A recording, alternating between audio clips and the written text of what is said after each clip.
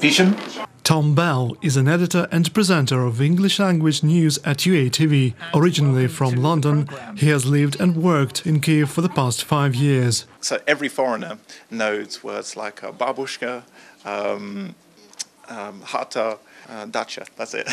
But that was not enough.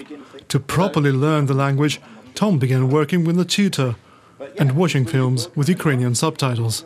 What I do like is going to the cinema. It's actually really good when you see a film which has Ukrainian subtitles and it's in English language, because you learn very quickly. You can compare them both, and also sort of if you watch them at home, you can stop and rewind. And actually, that's a really good way to learn Ukrainian.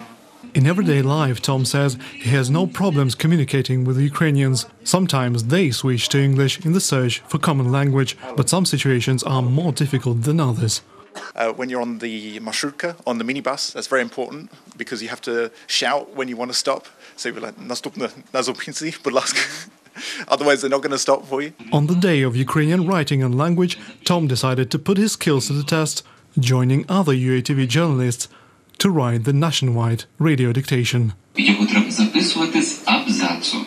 Elsewhere in Kyiv, 3 large auditoriums of the Taras Shevchenko National University are jam-packed with those also writing the dictation. Only the narrator's voice and the scribbling of pens break the silence.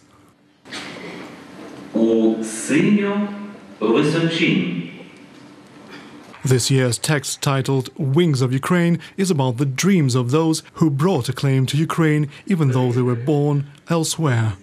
Film director Sergei Parajanov, sculptor Ivan Kavaleridze and artist Tetiana Yablonska. I believe it is the right thing that we unite with people of different nationalities, because every person has their own way of thinking and we can achieve many cool things together. Every time it's something new. It was very interesting to learn, for example, that Tetiana Yablonska was born in Smolensk. I didn't know that. 20 minutes later, the dictation in UATV newsroom reaches its triumphant ending. Tom and his colleague Jeremy admit there were moments that uncovered gaps in their knowledge.